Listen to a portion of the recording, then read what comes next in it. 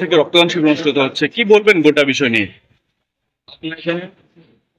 আগামী 30 এবং 31 তারিখ ঊনকোটি জেলায় খুলনা শহরে এসএফআই উপরাজ্য সম্মেলন অনুষ্ঠিত হতে যাচ্ছে।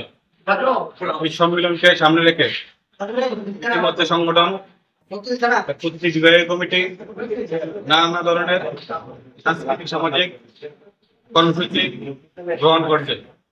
তারই অঙ্গ হিসাবে আজকে আমরা ভারতের ছাত্র ফেডারেশন বিভাগীয় কমিটির উদ্যোগে আজকে আমরা স্বেচ্ছা রক্তদান শিবির সংগঠিত করে যাচ্ছি। এই সম্মেলনের মধ্যে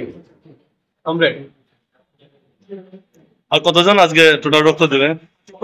আমাদের টার্গেট 15 জন স্বেচ্ছা রক্তদান দেবে। এই রক্তদান শিবিরের মাধ্যমে সমাজের উদ্দেশ্যে কি বার্তা দিতে চান?